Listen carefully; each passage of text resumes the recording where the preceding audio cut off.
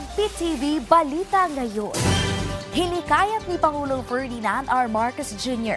ang mga nagsipagtapos ng Philippine Military Academy Siklablaya Class of 2025 na maging handa sa mga bantang hindi nakikita o itinuturing ng modernong anyo ng digmaan, gaya ng pagharap sa mga hamon sa cyberspace, pagprotekta sa impormasyon, pagdepensa sa kalikasan at pagtugon sa krisis.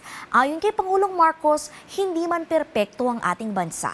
Mahalagang iparamdam ang tunay na pagmamahal sa ating bayan. Ang Siklablaya Class of 2025 ang unang batch ng mga kadete na nagsanay sa Pag-asa Island sa West Philippine Sea.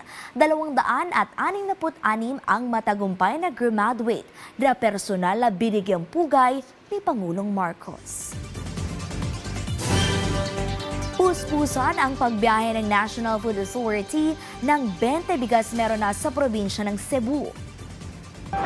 Nasa 20,000 tonelada ng NFA rice ang ipadadala sa Cebu para matiyak na may sapat na murang bigas na ibibenta sa naturang lugar.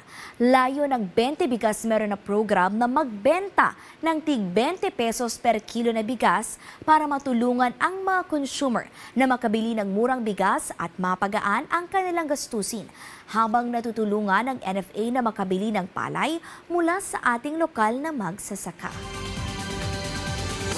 At yan ang mga balita sa oras na ito. Para sa iba pang updates, i-like at i-follow kami sa aming mga social media account. Ako po si Clazel Pardilla para sa Pambansang TV sa Bagong Pilipinas.